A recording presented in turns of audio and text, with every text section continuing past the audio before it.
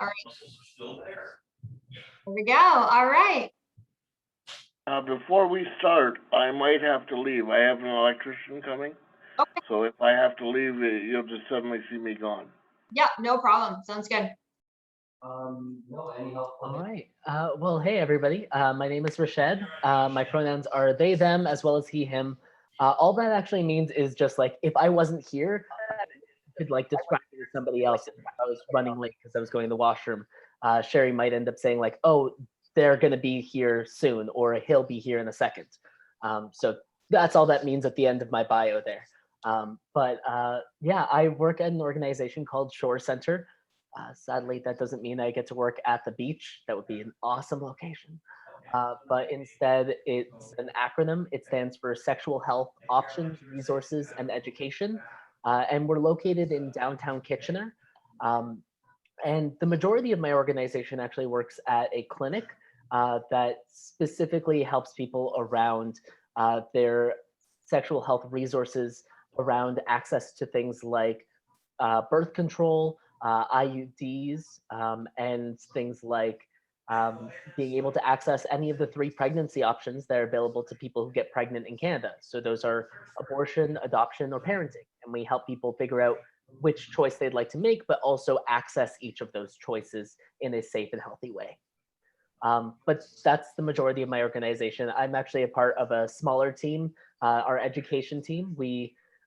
During the typical school year, we spend a lot of time in our elementary and high schools and colleges in the area teaching sexual health and getting to talk about a variety of subjects, everything from sexual pleasure to birth control, STIs, LGBTQI identities, healthy relationships, consent.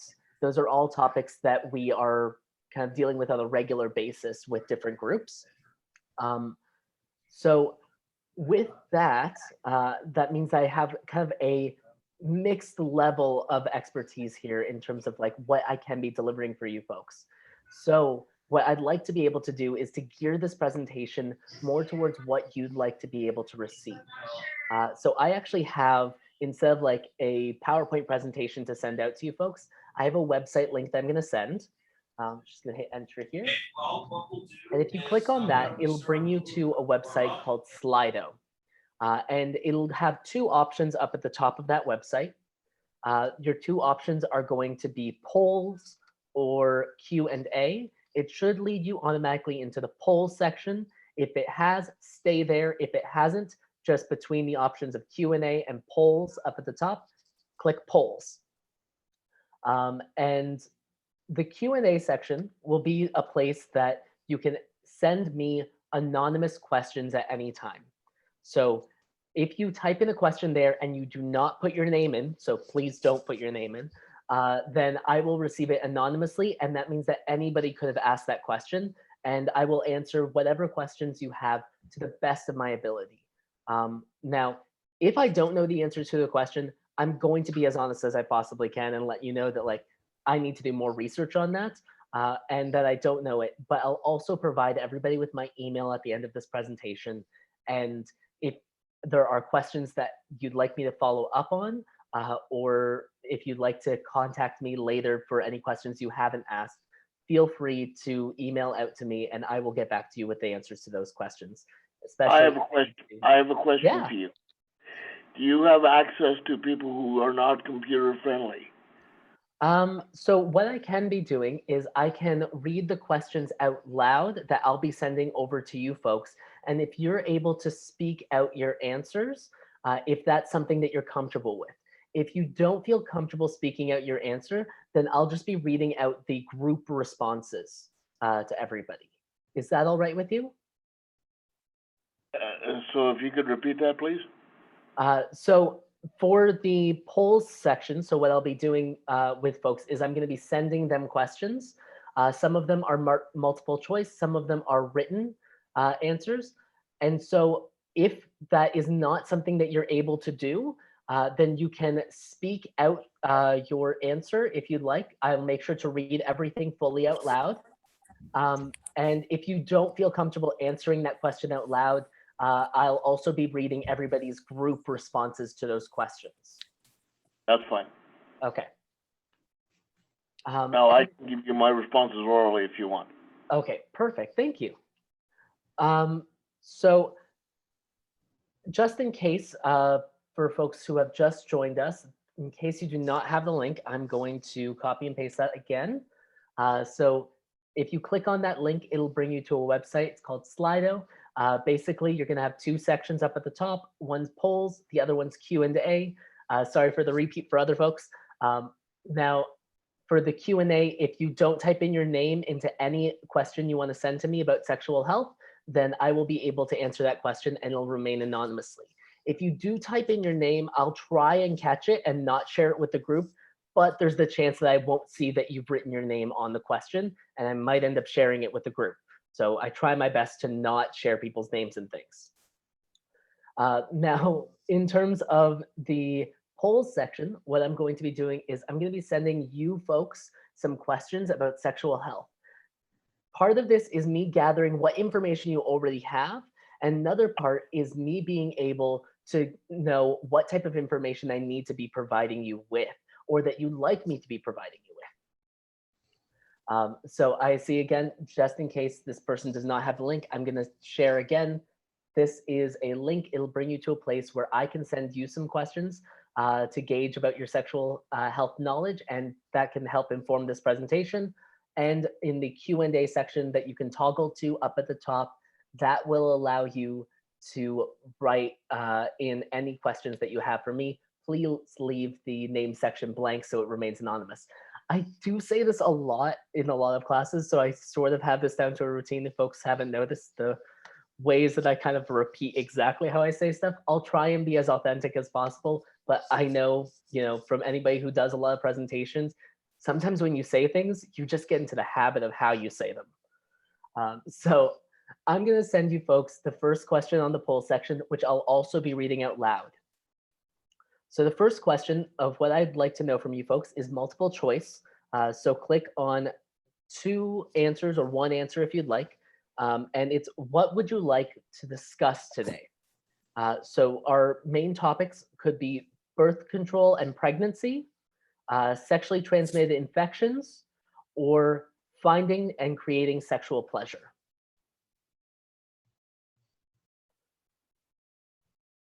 So those 3 topics again are pregnancy and birth control, sexually transmitted infections, and finding and creating sexual pleasure.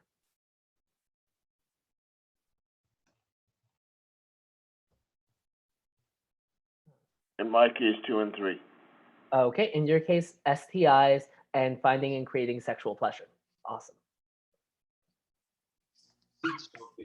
In my case, number 3, please. Yeah, certainly. Thank you.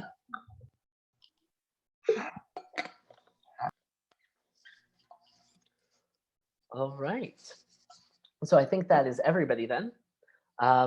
So those are actually the top 2 picks.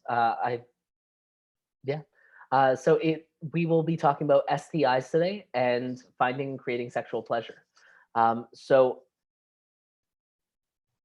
would folks prefer to start with STIs, or would folks prefer to start with a conversation about sexual pleasure?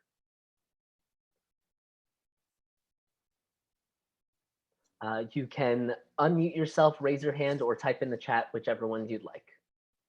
Yeah, maybe we'll start with STIs and then we can end on, have more positive after. All right. STI knowledge isn't positive. It's good to have the knowledge, but All right. So If people are practicing, mute yourself, Okay. So the first question I'm going to send over to you folks is, how are STIs transmitted?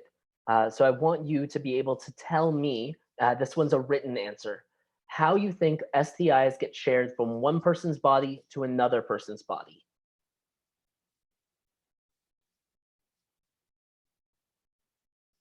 There are no wrong answers. I mean, there are probably some wrong answers in terms of like, oh, that's not a possible way to share an STI, but there's no silly answers. Okay, perfect. Okay, so first two responses that I've gotten are really great.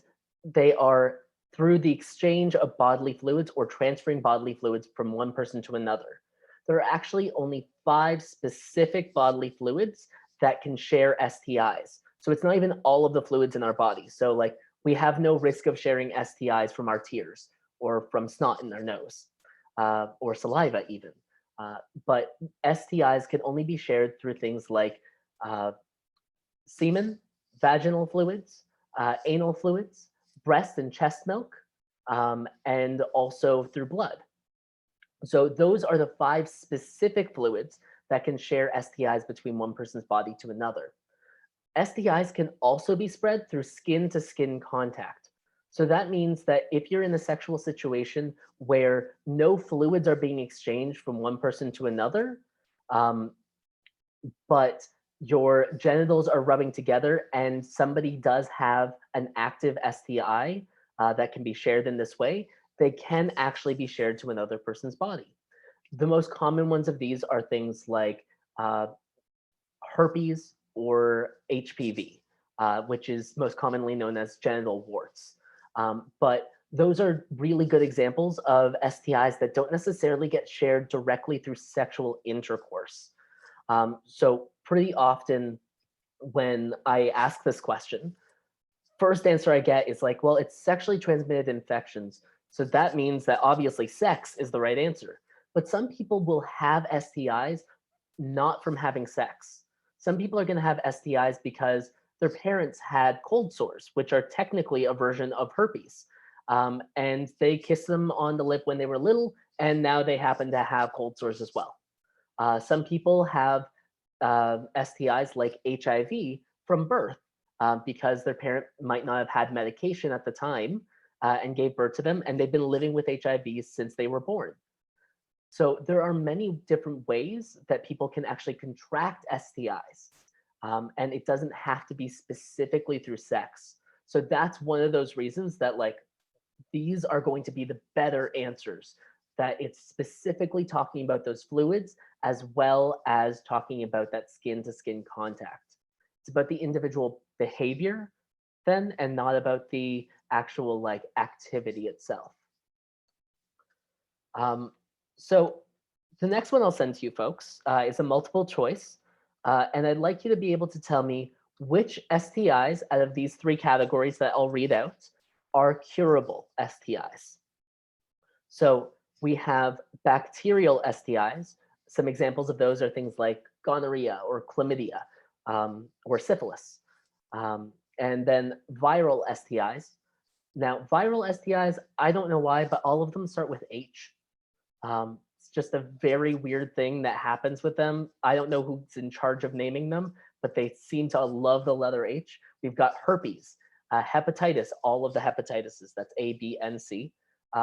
We've got HIV, HPV as well. All of them start with H and all of them are viral STIs. And then the last category of STIs are parasitic STIs. So these are things like pubic lice or trichomoniasis.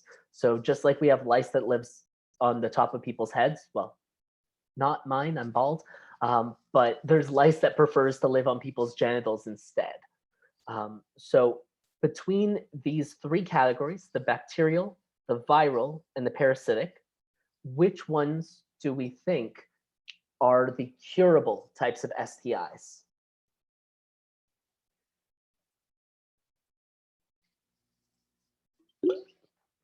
All right. I'll go with all. Ooh, so you think that all of them are going to be curable? Okay. Number 3.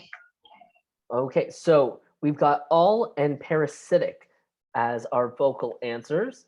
And I'll let you folks know that bacterial and parasitic, so the first and the third, are the only ones that are curable. Viral STIs are not curable, but they are treatable. So all STIs, if you find out that you have one, you're able to receive a treatment for that will suppress whatever the infection is to a extremely reasonable degree. So what I mean by that is like for bacterial and parasitic STIs, when you find out that you have one and you take a treatment, that would completely cure that STI. In the case of bacterial, usually that's something like antibiotics. In the case of parasitic, it's usually something like an ointment and a very fine tooth comb to get out the lice. But in the case of viral, usually people will receive medication for this that will be able to treat the STI, but it won't get rid of it completely. Now, medical science has been advancing a lot in the past few years, and some of these actually do look like there's a chance that they're going to get cured in the next few years. Hepatitis C is well on its way. It's not well released yet in terms of a cure, but the research has been done already to be able to produce a cure. And then when we think about what knowledge some of us have grown up with about STIs, especially around STIs like HIV, then we can really think about how far we've already come with medical technology. Because 20, 30 years ago, HIV was something that could easily progress into another stage called AIDS and could actually end up causing somebody to have other infections and pass away. Whereas HIV now is often very well treated, usually with one pill once a day, and somebody's able to live just as long and just as healthy a life as anybody else. So HIV is a very manageable infection now. And that's actually true about the majority of STIs. Now, STIs are actually really common as well. I'm going to send you folks another question, and I'll see what you folks think the answer to this one is. But it's a multiple choice. It's what percentage of sexually active adults have or have had an STI? Now, this is using Canadian statistics specifically. I don't have global stuff, sorry. But what percentage do we think? We've got below 25%, so less than 25. We've got kind of 50-ish. We've got 62 on the dot, and we have 75% or more.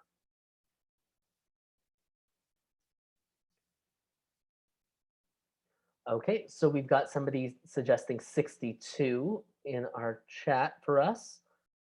62. And another 62. Okay, so then we're adding 2 more onto these 62s. Okay, well, the answer is actually 75% or more. So here's where I'm gathering this statistic from. I'm actually only gathering this from one specific STI.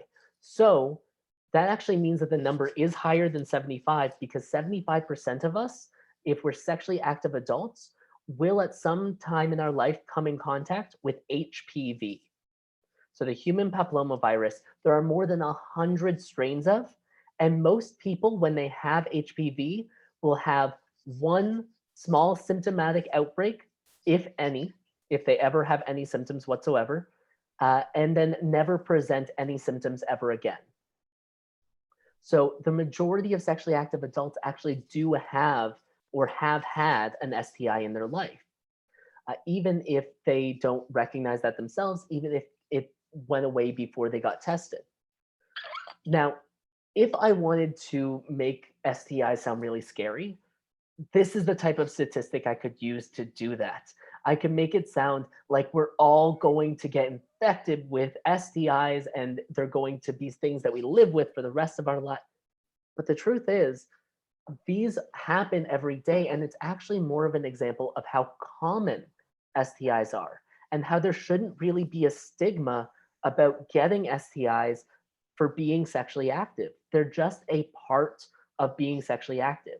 And when we know that they are this common, that can help us be risk aware and make choices about our sexual activities that are going to help us avoid getting STIs. One of those choices is going to be knowing that we have an STI. So I'm sending over another question right now. It's multiple choice again. It is, what is the only way to know for sure if you have an STI? Our options are symptoms at any time, getting tested, or waiting a month after having sex and seeing if symptoms come up.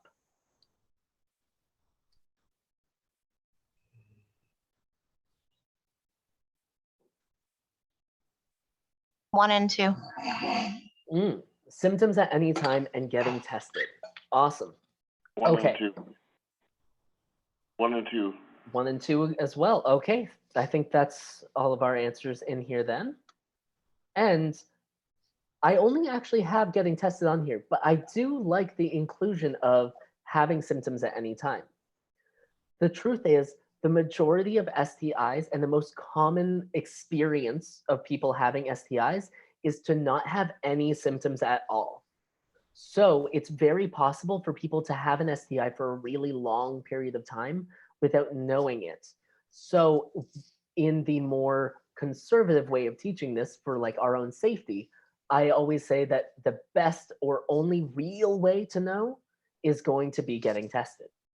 That's how we're going to be able to say that, like, okay, I know for sure, because testing involves like getting a blood sample and getting a urine sample or swabs, or having a doctor and or nurse look at your genital area or look at a potentially infected area as well. Those are kind of the only surefire ways of being able to know if we have an STI. James, I see your hand is up. Yeah, hi. So I just wanted to add something. I think that while HPV is not curable, it's preventable. Preventable with a vaccine. And I'd like to know the statistic for percentage of people with STDs that don't include HPV, because HPV is really kind of one that I don't think belongs. Like, which one doesn't belong in the HPV? You just don't get males, especially, don't get symptoms. Like, So that's a really good point. Okay, do you mind if I address your first point first? Yeah. Yep. Okay, perfect. Okay, so James gave us an amazing point. HPV actually does have a vaccine. Now, this vaccine, for a lot of people who are in elementary school right now, they actually have it available in grade 7. So a lot of people are actually going to be getting this vaccine as they grow up, which is wonderful. For people who are under 27 in specific populations, I know that that's true for gay male population, they can usually end up receiving the HPV vaccine for free through public health as well. If you are wondering about if you can receive it for free, ask your doctor or ask a public health nurse. Public health is a wonderful place to get tested. Also, I'll talk about that in a second anyway. But that vaccine protects against the 5 most common strains of HPV that have a higher risk of things like causing cervical cancer. So, or a higher correlation to cervical cancer. It's not directly causational. But what that really means is there are still many different strains. I don't know the exact number of strains that are still out there of HPV, but there are still many strains that are out there that this does not protect you from. That isn't supposed to be fear-mongering. That's just a commonality of HPV. In terms of how common other STIs are, those also are going to be on an individualized basis based on your populations. So in the Waterloo region, this is coming back from 2015's research, so it's not as relevant to now, but gonorrhea was having a major outbreak. And because gonorrhea was having a major outbreak, it was also specifically within the population of people between the ages of roughly 20 to 35. So within that population, there was a high percentage of gonorrhea, which meant that roughly 18 to 20% of adults within that age range had gonorrhea. And that doesn't mean actively had gonorrhea. It's within those years, they had gonorrhea and hopefully got it treated as well. So it's very possible for the statistics to be a lot lower, but it's going to be also based on populations that often end up engaging within themselves.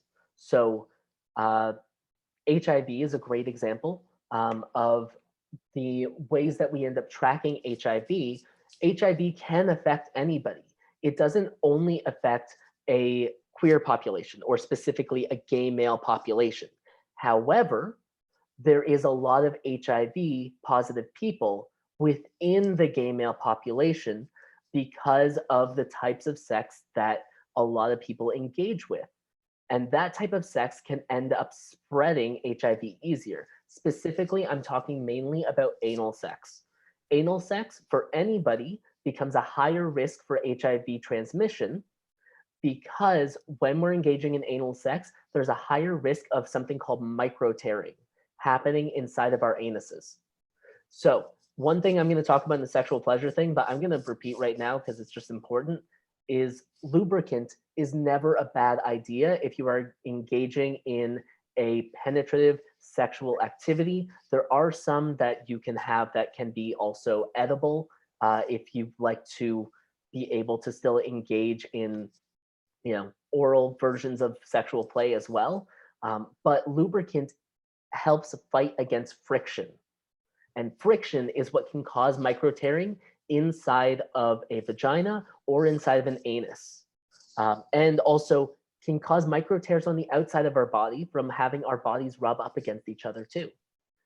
So all of those are actually really important ways that we can be helping not only increase pleasure in our sexual activity, but also being able to reduce risk for STIs. So often when I talk about condoms and the type of protection that we can get from those, I bring up that we need lube with that as well, which does bring me over to the next question. So I'm going to be sending it over to you folks. It's check all of these that apply. So all of the right answers. And the question is, how can STIs be prevented? So I've got condoms and barriers, not having sex, drugs like PrEP and PEP, and birth control. So that'd be things like the pill, the patch, IUD, etc.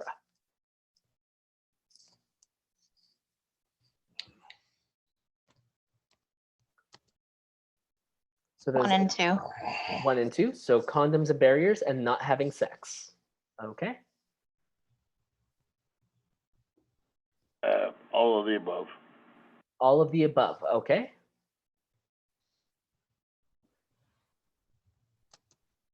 And 1 and 3. So condoms and barriers and drugs like PrEP and PEP. Sorry. Oh, sorry, 1 and 2. So condoms, barriers, and not having sex. Okay.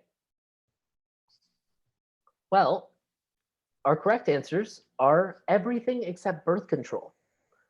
So birth control, that's things like the pill, the patch, IUDs, anything that's a hormonal version of birth control that is trying to help prevent pregnancy doesn't do anything to help prevent the spread of STIs.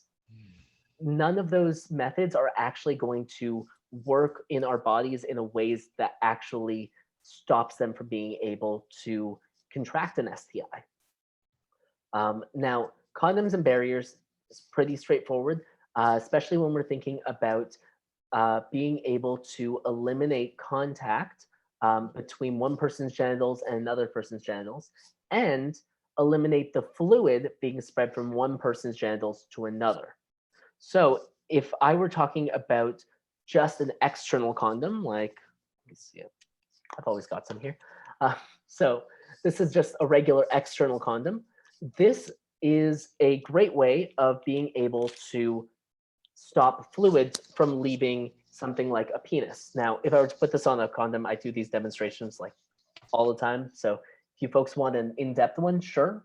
I have no problem doing that, but this is just sort of a quick tip of like, if you're going to be putting on a condom, make sure you put it on the right direction. Because if you don't, let's say I'm going to put it in the wrong direction first. If I put it on upside down and I try and push it down, That's about as far as I can get. And what that ends up doing is now this condom has actually come in contact with the tip of a penis. I mean, this one's wood, so it's fine. So I'll just flip this over.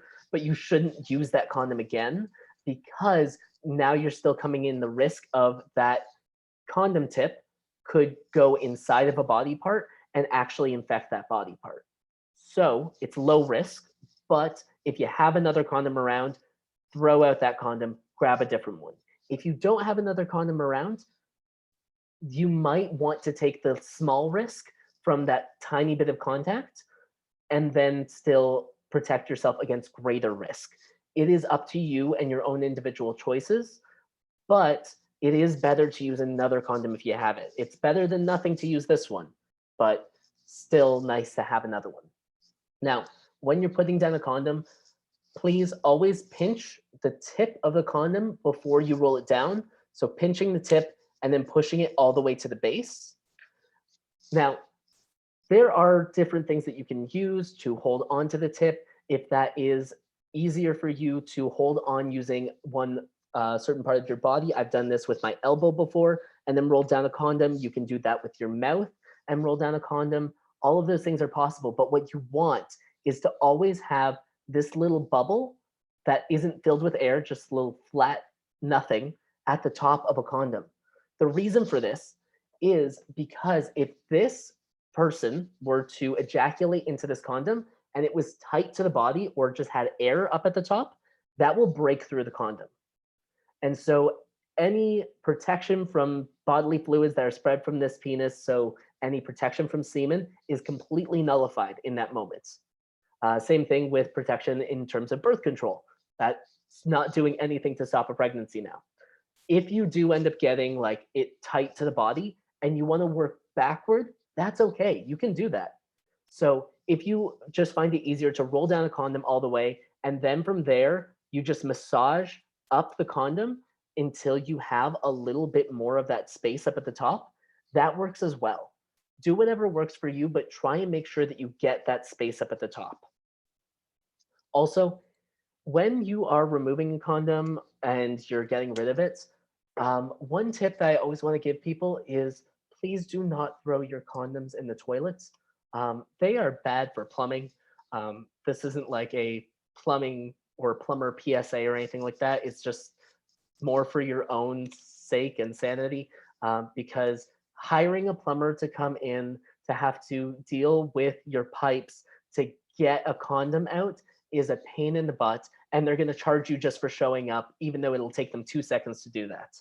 So please throw them in the garbage. If you want to be more discreet about your condom use or something like that, then by all means use toilet paper to wrap it up, or use a little bit of toilet paper, wrap it up, and then throw it in the garbage outside of the place that you were having sex, if that's more comfortable for you. Often those are tips that I'm giving if I'm talking to teenagers who are usually like, yes, but what if somebody finds the condom and then now my mom knows I'm having sex? I'm like, okay, A, your mom might already know that you're having sex. And B, it's still important not to put things down the pipe. Your mom is really going to know that you're having sex when she calls the plumber. But that's a bit of a side. Mom will probably be happy you're having safe sex. Yes. What if I'm having sex with a plumber? Oh,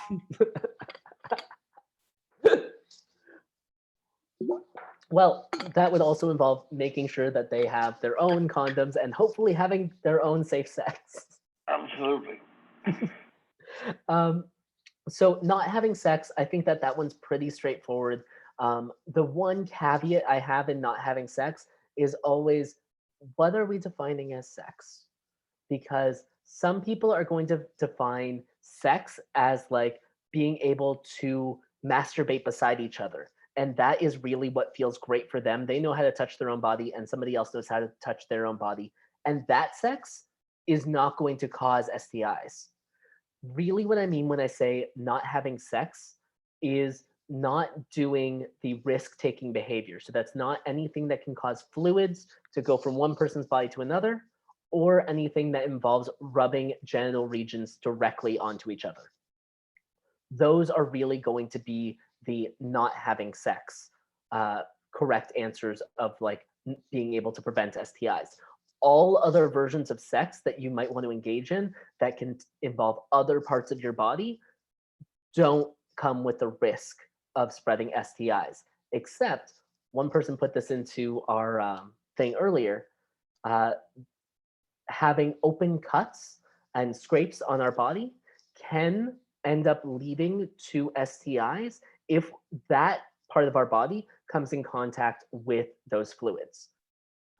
So if I had cuts on my fingers and my fingers came in contact with my partner's blood or my partner's semen or anything like that, that could end up spreading an STI to me. Sorry, an STI to me if my partner had an STI. And the last one on here, so the most forgotten answer is drugs like PrEP and PEP. So these two are more supposed to be there as an example of what medical technology is now giving us. But they're both actually very specific to one STI. They're both specific to HIV. So I didn't mention this before, but I spent the past 5 years working at an AIDS service organization. So HIV is like my bread and butter. I know a ton about it. And when it comes to HIV, there are two drugs that are now available for folks. PrEP is called pre-exposure prophylaxis, and PEP is post-exposure prophylaxis. So what this means is if you were somebody who felt that the sex that you wanted to engage in came at a high risk of HIV, so you were going to be having a lot of sex and you didn't want to use condoms, but HIV was something that you were concerned about, you could take PrEP once a day, every single day, and then it would build up enough in your system to protect you from HIV.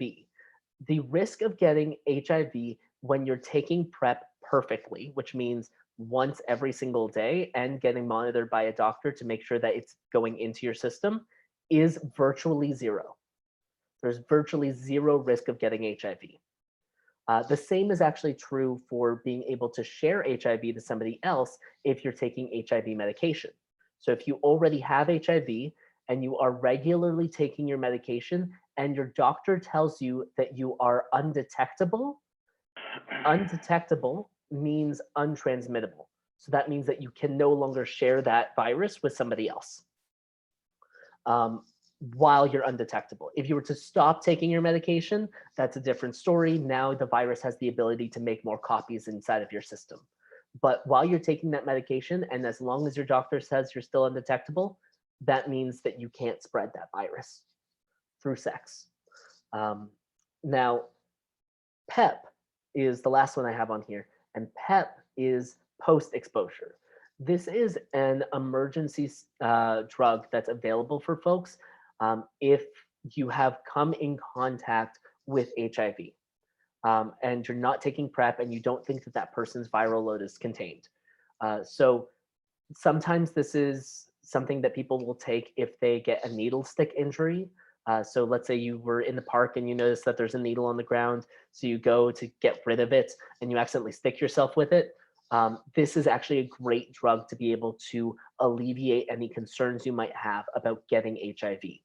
It's available at the emergency room in Guelph and also in KW at, I don't think Mary's, but I know the other one does, Grand River does have it available.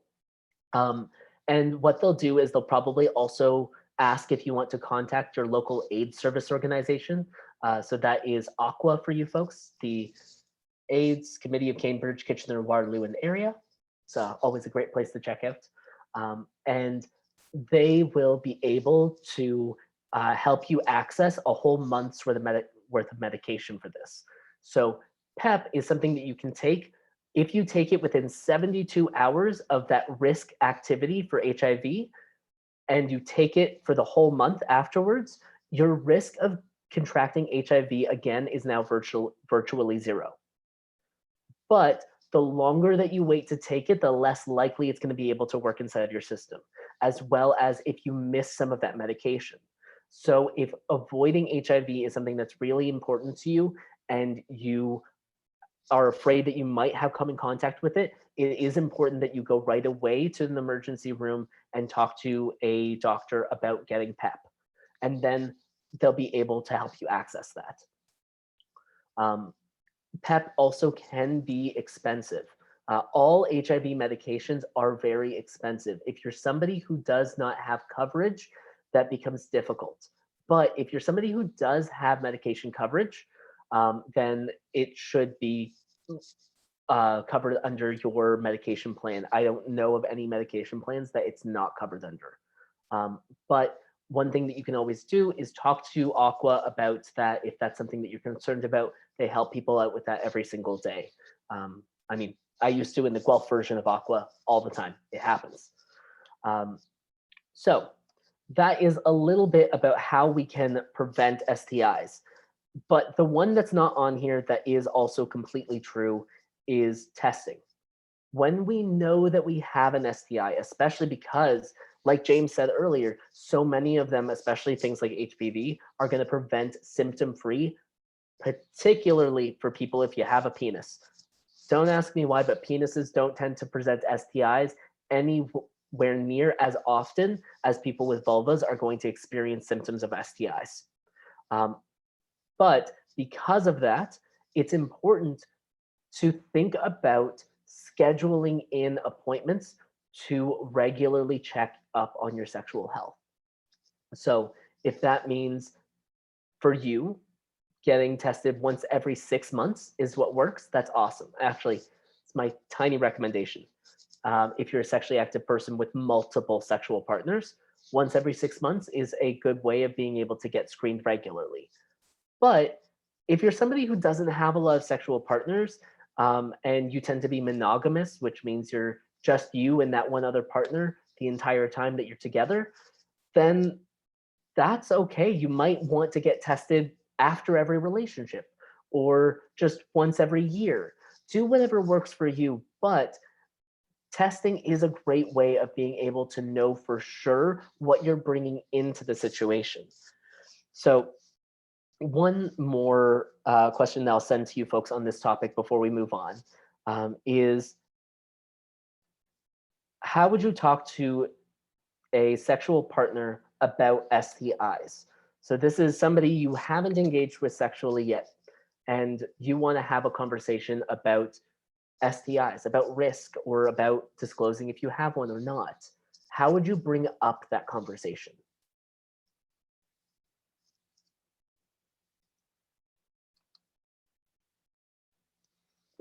Somebody's asked us an anonymous question that I'm just going to address right now while folks are thinking about that. And it's, can you get STIs from oral sex? And yes, you can get STIs from oral sex. What you're not going to get STIs from is the saliva in somebody's mouth. But the person whose genitals are going to be involved in the experience, that person could spread STIs to the other person's mouth. So if somebody was having oral sex on a penis or oral sex on a vulva or even oral sex on an anus, all three of those places in our body have fluids that could end up being spread into our mouths and infecting our throats and our mouths with STIs. One really great tool against that. So this is not going to be for penises, but I'll give you an example as to why this isn't for penises, because this is a dental dam. And if I decided to put this on a penis, it looks kind of like a weird ghost. It doesn't really do anything to kind of like protect the body against STIs. Really, if you're going to have oral sex with a penis that you want to be protected against all versions of STIs, then I'd say use a condom on the penis. And there are flavored condoms out there. But if you're not engaging with a penis, then a dental dam is a great tool to be able to use. My recommendation is to actually put some lubricant on the side that is going to touch the genitals. So the side that touches the anus or the side that touches the vulva, and then to lightly tuck in the dental dam directly into the opening. So into the vulva or into the anus. Now, all of this area is protected for the person whose mouth is going to be on that body part from any fluids being exchanged. And because you put some lube on that side, you're not just having like some latex material rub up and down against somebody's body. Instead, it feels more like a tongue or like a mouth because it's a lubricant on there. So that's a good way of trying to like increase sexual pleasure if you want to do this as safely as possible, which is using a dental dam.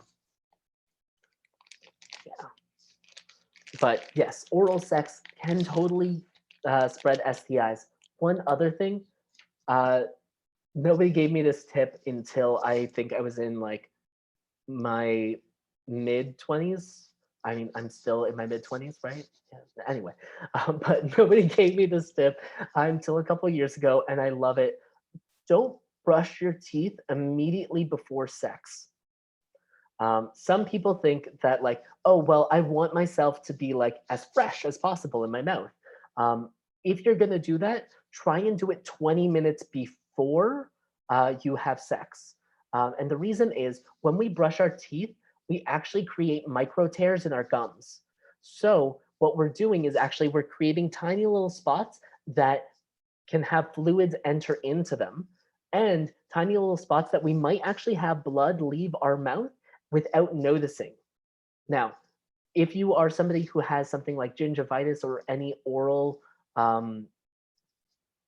infections, then that becomes even more important to not brush your teeth immediately before, because if you do already have some bleeding, that can become worse as an issue. But I would say in general, if you wait 20 minutes after you brush your teeth, you can still have that fresh feeling of recently brushed teeth without the risk of having micro tears inside of your mouth. Now, somebody has asked if there are latex-free dental dams. Yes, there are. So all condoms, or the majority of condoms, I don't know why I said all, are made with latex, but there are also latex-free condoms. If I have any, no, I don't. And so, you'll see on the packages, they're sold at all pharmacies, grocery stores as well. Not all grocery stores, but grocery stores that have like that pharmacy section that you can buy condoms at. They'll also have latex-free ones. They'll be called latex-free or non-latex. The material that they're made out of is something called polyurethane. If you're allergic to latex, you'll actually know it if you've ever put on a like latex glove, or if you've blown up a balloon and gotten like a rash around your lips. That's probably a good sign that latex isn't your friend. And so you're going to want to use those polyurethane things. And if you can't find a dental dam that's polyurethane, because dental dams are already harder to find, what you can do is you can make one out of a condom. So get that latex-free condom, and I've already tied this into a knot, but you would chop off the tip, the covered tip of this condom, and then also cut up the side of it. Now you can roll it out exactly like a dental dam. And it's the same material, right? So you'll be able to use that for protection instead. So dental dams are still something that you can use. Now,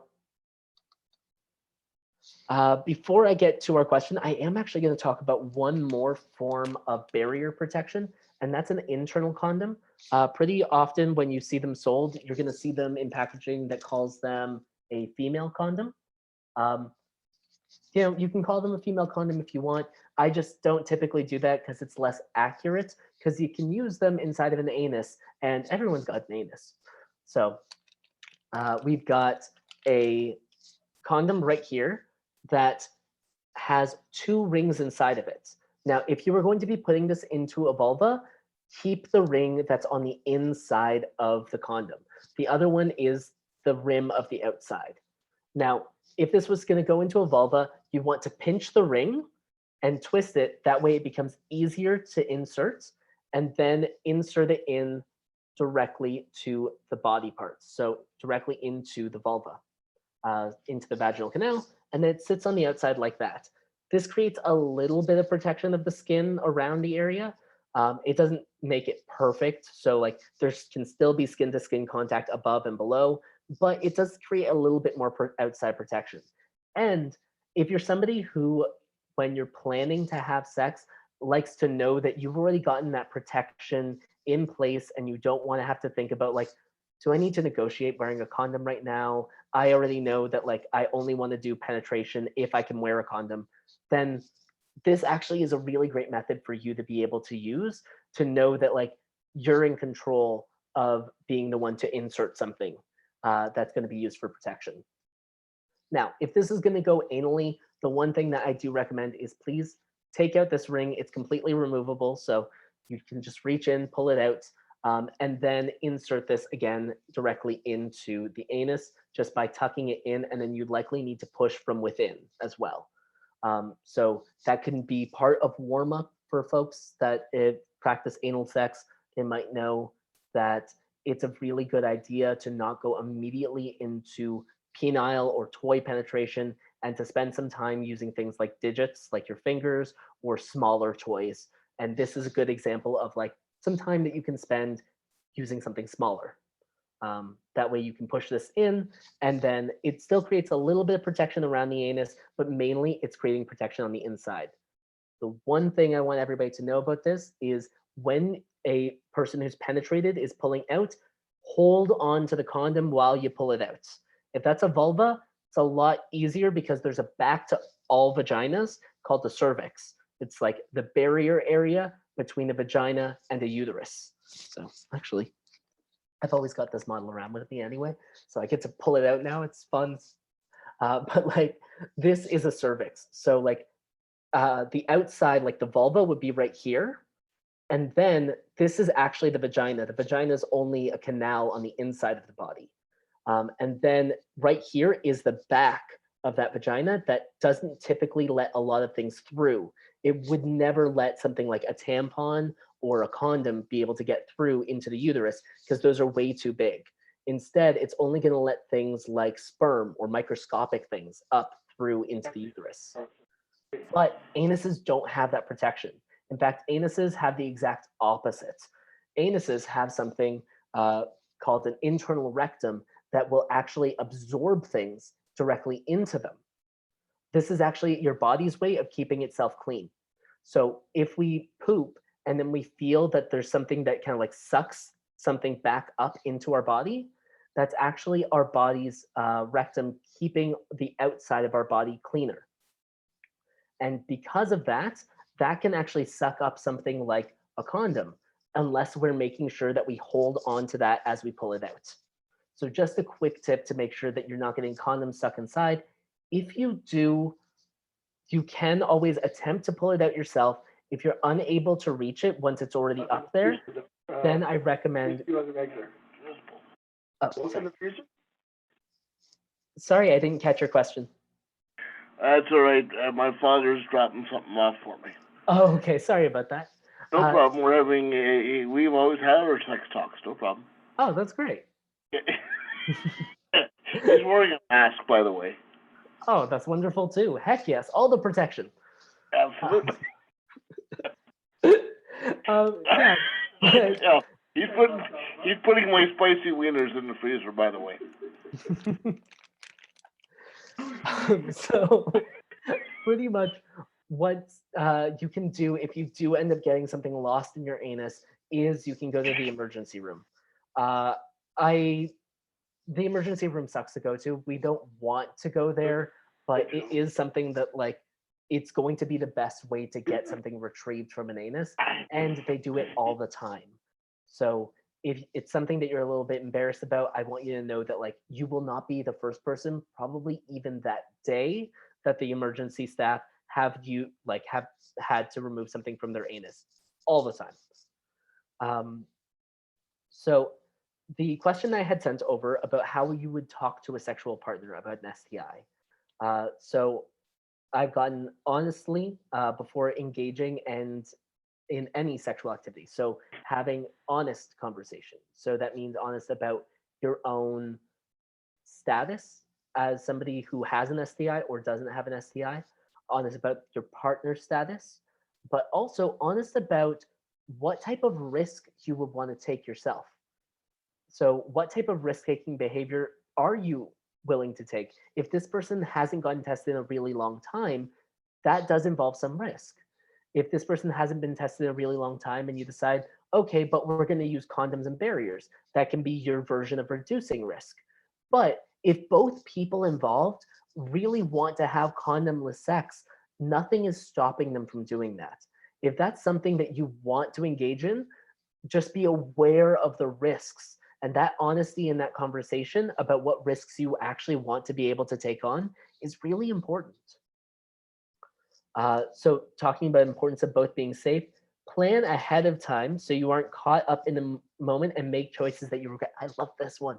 Okay, so it's really easy for us to think about sex in the way that like movies love to present sex, of like, oh yeah, two people who just like found each other hot in the moment, just go at it. And heck, that sounds like a lot of fun. But most people actually plan for sex. If you're in a relationship or you're even flirting with somebody and then you think, heck, maybe even soon we're going to have sex, then there's still some planning that happens in your own mind. Verbalize that with somebody else. Talk about those things. Have that conversation about, like, oh, by the way, when we get back to my place, I know I want us to wear condoms. Or, hey, I'm not really a condom person. How do you feel about that? Like, you can say that that's something you're not into, but be honest with the other person and be direct. If you leave that into the last moment of like, oh, are we putting on a condom right now or not? Then people can feel a lot of awkward pressure, and that either might have somebody putting on a condom who didn't want to, or somebody not using a condom who really wanted a condom used in that sexual situation because they felt like, well, now this person's just going to walk directly out the door unless I just agree to everything that they want. And that's not fair. That's also just not right. And the last one is talking about sex in general. So what you like, what you don't like, how your body works, and then incorporate STIs into that chat. Heck yes, this is a brilliant way of doing it. STIs are just a part of our sexual conversation. They are important, but they're not everything. A lot of those other parts are going to be more important depending on what we're talking about.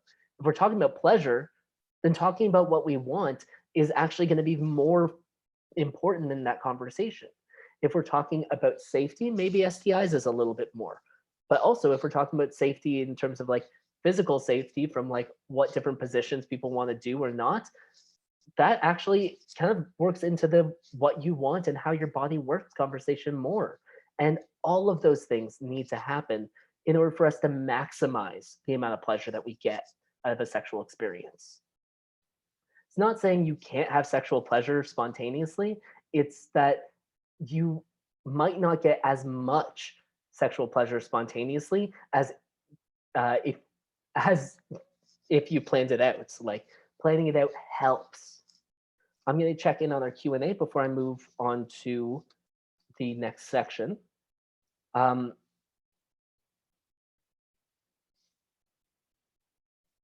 Okay, I like this. So if a person with herpes has sex with another person who has herpes, do the STI symptoms get worse for both of them? So no, that's not how it works. But here's the interesting thing. There's two different types of herpes. So there's herpes simplex type 1. That's the one that likes to live on our mouths, but doesn't exclusively live on mouths. And there's herpes simplex type 2. That's the type that likes to live on our genitals, but doesn't live exclusively on our genitals. It's possible to have genital herpes on your mouth and oral herpes on your genitals. What really matters is the mixture of those two things. So if both people have herpes type 1, so both people have oral herpes, regardless of where they are, then those then they're not going to be able to spread anything new to each other. But if one person has type 2 and the other person has type 1, they can both spread both of them to each other. And then it's very possible that if one person wasn't having an outbreak from one version of herpes, they might end up having an outbreak from the new version of herpes. Also, when you have an STI that's having an active outbreak, like herpes, so that's when you have like an active cold sore or active bumps up around your genitals, then what that can end up leading into is a heightened risk for contracting more STIs. both from having those openings available, and then also potentially from having a lowered immune system because your body is trying to fight the effects of herpes. So while you're having the active outbreak, then your body's just like, I need to send in all of the protection to this area and try and fight this virus. And while it's doing all of that, then you're just having an inflamed immune response to that. And you can end up making it easier to get another STI or more reaction from another STI. So just kind of the ways that bodies like to react to things are, well, kind of a pain in the butt sometimes, but you know, sometimes it can be fun. All right. So the first question I'm going to send to you folks is a multiple choice. And it's just a true or false. Sexual pleasure can only be felt in our genitals. False. All right. Yeah, I don't think I'm going to trick anybody with this one. No, this is false. Genital sensation is not the be all and end all of sex. The biggest sexual organ in our body is our brains. People who don't have sensation in any of their extremities still can have sexual pleasure. Sexual pleasure can come from fantasy. Sexual pleasure can come from different versions of touch that have nothing to do with our genitals. And sexual pleasure can come from our genitals too. A lot of people do experience sexual pleasure in their genitals, but it's not everything. Now, the next one I'm going to send you is off of this vein. I want you to name an erogenous zone. So that's a part of the body that can be used sexually or can feel sensation that we in our brain say, well, that's sexual, that isn't our genitals.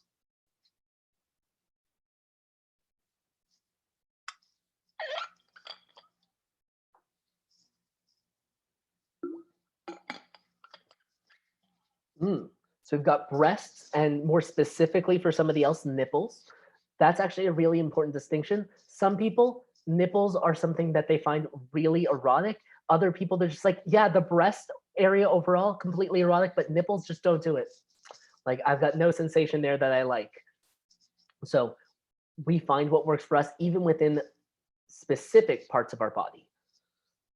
Neck, brain, hands, our lower backs. Some people in the past have told me armpits are really something that get, everything started for them. Ears as well. Let's think of some others. And then some people, it's not about a part of the body. Some people, their erogenous zone is literally any part of their skin, but how it's touched. So those are things that we can discuss in terms of like what really works for somebody could be how they're touched. And those are the types of things that we might want to have conversations about. So some people, that's a really light touch sensation. Like if you've ever done that game that some people do as kids where like you lightly brush up against each other's arms like this and then go back, I hate that sensation. Oh my God, it is the worst thing. Every single time that happens to me, I cringe so hard. I also want to laugh because it's ticklish. But I know people that is their bread and butter. That's what it really makes sex a fun experience for them. They want that kind of like ghost touch of like somebody barely touching them, and then that can like open up their imagination to the world of sex. But other people, if I don't like that, maybe for me, I need somebody who's going to hold me in a way that like I know is very firm. So those firm touches could be the type of touch that you're like, yep, that shows me that you're into me. That's how I feel sexual pleasure, is somebody being into me in a way that's like they're holding my body in that rough way. We are going to experiment with different ways that are going to work for our own bodies in that way. I'm going to send another question your way. This one might also be obvious, but that's okay. When having sex, it is important for everyone involved to feel pleasure at the same time. So that's true or false? False. Yeah. Again, I didn't think that one was going to be like, surprise, it's false. But the thing is, so many people, we might know this to be true, but so many people believe it and stake their value on this. That, oh, while I'm feeling pleasure, what I'm doing right now isn't giving my partner pleasure.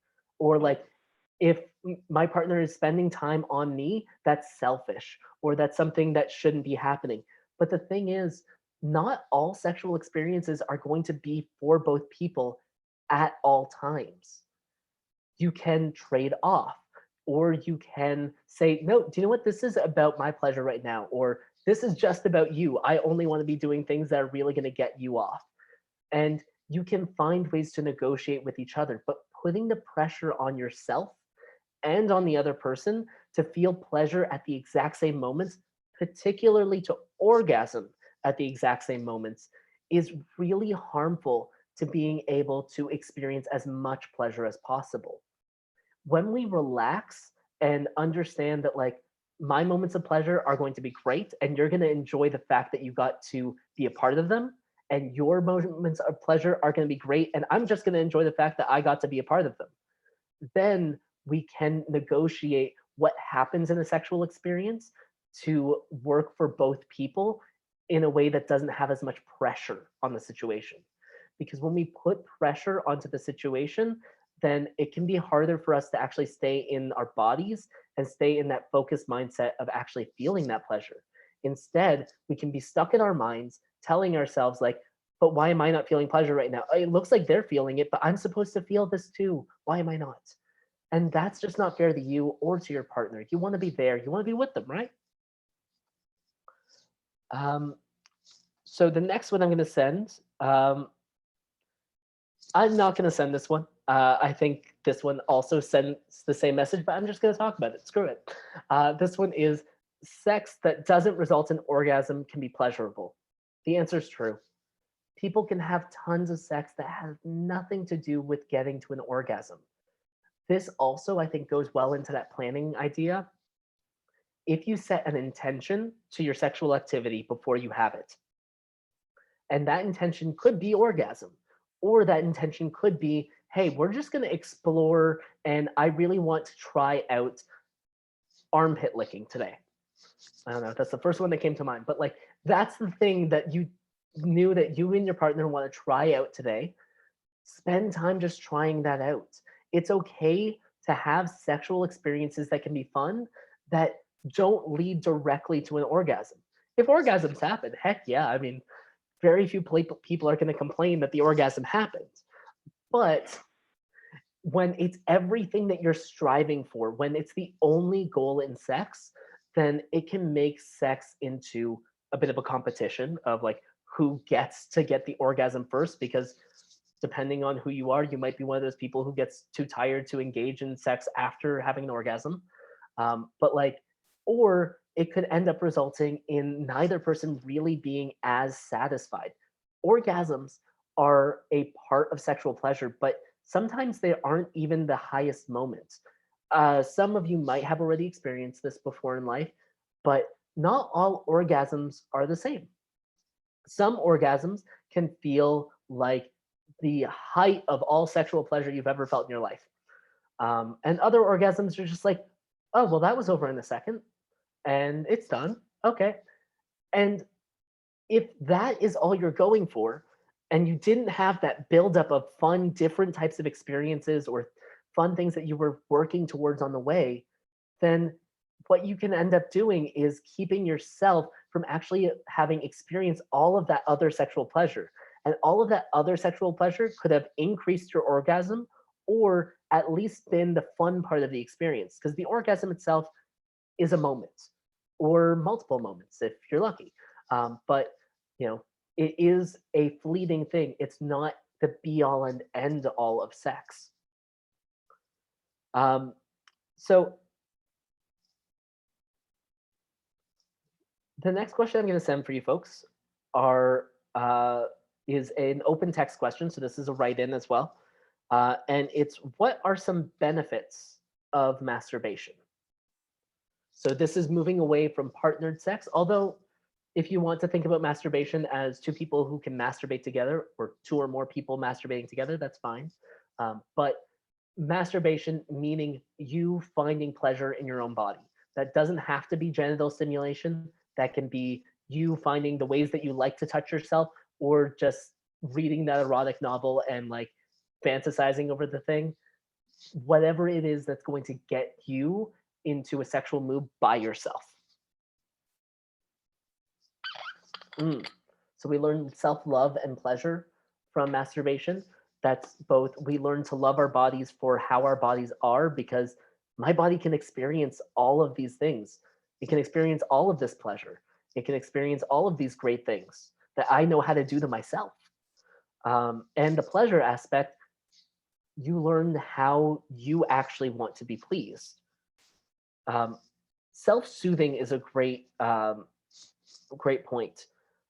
So self-soothing through masturbation sometimes gets shamed, especially out of us as young kids, particularly for femfolk.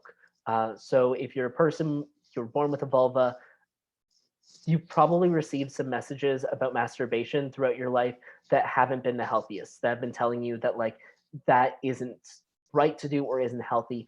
And none of those things are true. Masturbation is a healthy thing for all bodies. And it can be very soothing. Some people will find that that can help reduce stress, anxiety, cramps. It can also, if you're somebody who has migraines, it can actually help reduce migraines pain. Doesn't always eliminate it completely, but you know, sometimes it's just enough to help you get through the rest of the night. And then knowing what works for you and being able to connect that not only to yourself and knowing that for you, but somebody else has put in here that when you know how your body works, you can communicate that to a partner. So if partnered sex is something that we want to engage in from what we're thinking about masturbation, then we can use the tools that we build ourselves that way. We can go into partnered sex and say like, hey, I hate it when I get any sort of light touch. I've even tried light touching my own arm. Still hate it. So please don't do any of that stuff. And you can communicate that to somebody. Or you can say like, oh, it feels really good if somebody is doing anal penetration while at the same time they are whispering in my ear. And you know, you can find the things that you fantasize about and play them out.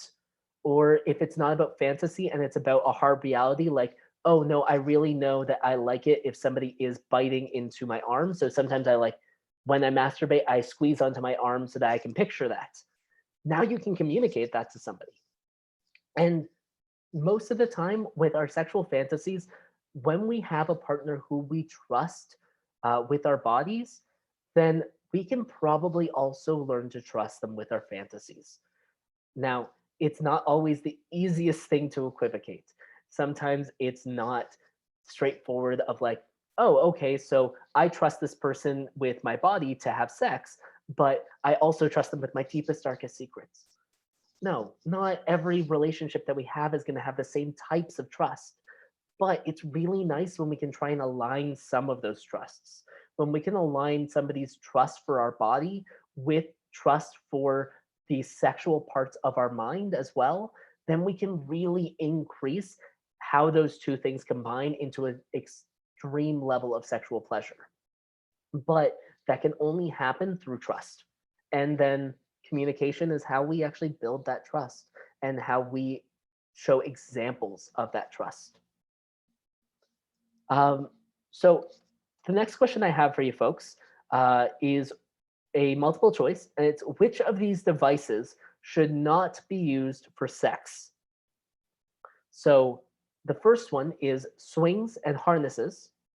Then we have wedge pillows. We have anal plugs. We have vibrators / dildos / strap-ons. And then we have masturbation sleeves. So that's a sleeve for penis insertion. And then anal toys without a flared base. Excuse me. So a wedge pillow is a pillow that somebody can use that is going to kind of be more in a like triangular prism shape. So it's just like a triangle, and you're able to prop your body onto that to create different types of positions. So if it works better for you to be somebody who's, let's say, on your back during sex, but you do need for your pelvis to be higher in order for the sex to line up properly. So like your genitals line up with somebody else's genitals better if your body is propped up. Wedge pillows are a really great way of getting our bodies onto that type of position, because we can sit directly on the wedge element, and then our body gets to be elevated in our pelvis, but we're keeping the rest of our body down. Or the opposite can be true as well. You can also use it to angle yourself downward if that's what you need instead. Finding different angles can be a really great idea.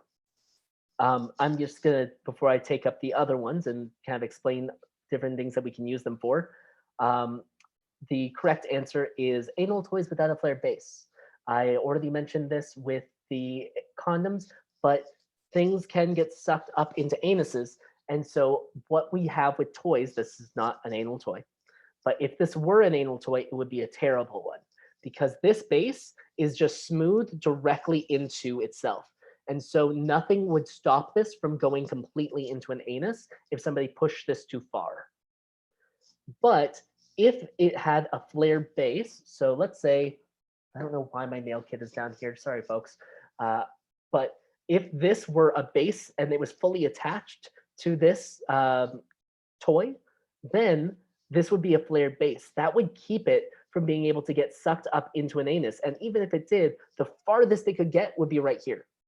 So that's going to keep your body safe from that type of penetration, or I guess penetration to the point of losing an item. So anal plugs, actually, that is what those are describing. It's a material that you can be using that will get put directly into an anus. They can come in all different sizes. There are some that are like larger than my fist, and then there are some that are smaller than this condom demonstrator. But basically, they're going to come in different shapes and sizes, and a lot of people can find that that is not only pleasurable for themselves in order to have some sort of anal stimulation, particularly if you're somebody with a penis who has a prostate. Often people will find sexual pleasure there. Even if you don't have a lot of genital sensation, prostate sensation is not tied directly into that. So some people will have prostate sensation and will be able to feel that kind of fun during sex without necessarily feeling the penis sensation that can be fun during sex. So that's one option as well. But also, with it being up there, it can end up creating a lot more of a warm-up material. So if anal penetration is your goal, anal plugs and working your way up in sizes of anal plugs is a great way to be able to stretch out that orifice without causing tearing and without hurting yourself. So you can slowly work up to the way that works best for you. This is actually a lot of that planning stuff again. It's your own preparation for what's going to feel good for you during sex. If you put in an anal plug and you have the smallest one that you can find and it does not feel good for you, anal sex might not actually end up feeling good for you, even if it's done with a penis. So working your way up in sizes and finding what feels good or feels right for you will actually indicate to you if this is the type of sexual experience you want in general. The same thing is actually true for things like vibrators and dildos and strap-ons. If we're talking about your own individual pleasure, so for masturbation purposes, they're great at being able to tell you what you have in terms of like, oh, I like the sensation, I don't like the sensation. I feel the sensation, I don't feel the sensation. Things like vibrators are a great way of increasing the amount of sensation that can be present while you are having vaginal penetration. But if you're not feeling the vibration and you're not feeling the penetration itself from the item, then that chances are is going to mean that if you were to use something like a penis, so if you were to have a penis during sex, then you might not end up feeling that at all then. If you're not feeling a vibrator, chances are you also won't feel a penis. That doesn't mean that you can't or shouldn't engage in vaginal sex or anal sex if you can't feel those things, but it does mean, okay, just gonna let folks know that we're gonna wrap up pretty soon. If folks have any questions that they'd like to pop into the anonymous chat, the anonymous Q&A, please toggle over and please ask those now. I will be checking them as I go through these last things right now. So if somebody is using a, oh yes, sorry, just because you might not have as much or any sensation inside of an opening to your body doesn't mean that you can't utilize that for sex. However, it is important that if you're going to, that you and your partner are very conscious of what is happening to that opening. So still warm up. Some people think that when they have a lowered level of sensation that, well, I don't need to warm up that orifice because I can't feel it anyway. But you can actually increase your likelihood of tearing or micro tearing because you haven't warmed up that space. So still spending the time warming up with oral sex or with fingers or with toys is just a good idea, and it can still be fun. Even without sensation, it can be a part of fantasy building. And it can be a part of other types of pleasure that you're receiving at the same time. So if you're somebody that has a vulva and you're receiving almost no sensation from your vagina, but breasts are something that you get a lot of sensation from, then while you're warming up for a penetrative sex, you can actually be spending a lot of time playing with your breasts, playing with your nipples. Again, armpit licking. Don't know why that's my example, but if that's the thing that gets you off, then play that into it, and everybody can enjoy what they enjoy during sex. Now, masturbation sleeves, these are pretty straightforward. Sometimes we'll hear them called fleshlights or flesh jacks. They are sleeves that you can insert a penis directly into and usually put some lubricant in there as well. And it is something you can use for masturbation. Overall, this is only going to be for people who have sensation inside of a penis. If you do not have sensation inside of your penis, using a masturbation sleeve is not going to increase that sensation. It's also not going to be able to help with anything there. What it can do during sex is be a really good way of making somebody stay hard if staying hard is a difficult thing. So what you can do is in between penetration or before penetration, somebody can use a masturbation sleeve or flesh jack, I'll just keep on calling them, and that'll actually be able to keep or help that person keep their penis erect. So just one tool out of many different arsenals to be able to keep a penis erect if an erect penis is what you want. You can also use penis pumps for these things. But penis pumps are not always safe. One thing that I recommend is if you're going to go buy a penis pump, don't get the cheapest kind. You need to get the kind that has an air gauge that tells you exactly how much pressure is being built up inside of that pump. Otherwise, you can really damage the blood vessels inside of your penis by pumping it really hard and ends up kind of bruising your penis. So penis pumps are a great thing to be able to increase how long somebody has an erection as well, if that is of concern. And then, yeah, I've already talked about anal toys with a flared base. Those are kind of necessary. You need the flared base. It's not really an option otherwise. Again, you can, and I'm never going to discourage you from trying the different sexual things you want to do, but I will tell you it's not safe to do that. So feel free to try things out. About if Yeah. somebody was interested in, say, purchasing something like the wedge or something like that, or any of these toys, do you have a recommended, let's say, is there an online place, or do you have to go into a store? Just thinking in terms of accessibility, can we purchase these things online, or? So Stag Shop does allow for online purchase, but I do believe that they are more of the curbside pickup folks. Amazon, you can purchase a variety of any of these.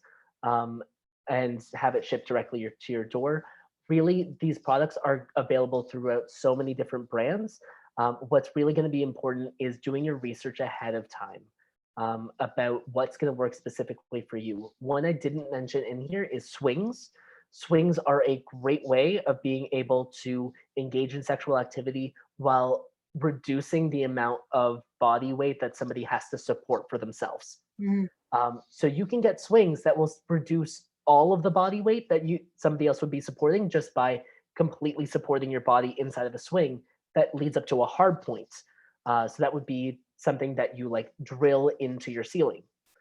That is a great thing to be able to use, but you're gonna need to only work. You're gonna need to think about like, am I allowed to make holes in my ceiling? Do I rent? Is this something that I'm allowed to do? Is this something that I feel safe doing? Am I a handy person? Am I not really a handy person? And like ask yourself those questions when it comes to using something like a swing. But you can purchase those at a stag shop, at a love shop, and as well on Amazon online. But those are going to be things that you're going to want to gear specifically to what needs you have. There are some swings and harnesses that you can get that have their own stands instead. So that way you don't need a hard point for that. They are typically less stable though. So most of the time you wouldn't want to use one of those types of swings to support your whole body weight and sit directly in it. Instead, you probably want it to support part of your body weight. So that you can kind of like keep one side of your body up and elevated on that, but like still stabilizing yourself on another part of your body, whether that's arm on a sofa or on like a leg on on the floor. It really depends on like what the makeup of the room is as well. But you can design those things yourself based on what's going to work best for you. Oh, just going to double check here in case we have any more on the questions, but I don't think we do, and we don't. All right. Well, I want to thank you so much. This was incredibly informative. And yeah, I know we had a number of people who weren't able to attend, so they'll be happy to get this recording. So thanks again. And going forward, if anybody had any like additional questions that come up later, is there a way that they can contact you directly or Shore, or what's the best way? So I am typing in Rashed@shorecenter.ca is my email contact. Perfect. I am available, other than the holiday that's coming up, Monday to Friday, pretty much like 9 to 5, and I will be able to answer any emails. If I need to do a little bit of research on your question first, I will probably send you a response first that says like, hey, I just need to spend some time on this question, and I will let you know as soon as I've done the research for you. Perhaps you want to also give Sherry a phone number so people who are computer unable can contact you if necessary. Certainly. So I will give you Shore Center's phone number on here. Unfortunately, because like Sherry, I haven't been to my office. Well, no, Sherry's been to the office now. Once. I stood outside of my office when I first started to pick up a laptop, and I haven't been there physically, so I don't have a number myself, but our clinic does, and they forward all messages directly to me. Not all messages from the clinic, but all messages that are related to me. That would be what is your number? So it's 519-743-9360. Thank you. And so we can leave messages, or they'll phone us back, or what do we do with that? So you can leave messages with them or talk directly with the receptionist if she's present. And then if you leave a message for me, they will send me an email with that or call me on my personal cell phone. And then I will be able to get back to you. If phone is the only method to get back to you, I will be able to access something. Phone is the only method. Thank you. Perfect. Then I will make sure that I will contact you by phone back then. Thank you. Awesome. That was so great. So thanks again. We really appreciate your time and the wealth of knowledge you shared with us. I'm sure you have so much more. Oh my gosh, we could have kept going and going. It was so great. But yeah, we'll pass along your contact info, and if anybody has any additional questions, then we'll be sure to direct them towards you. Great, thank you so much. Have a good day, everybody. Thanks. Take care. Bye. Bye-bye, everyone.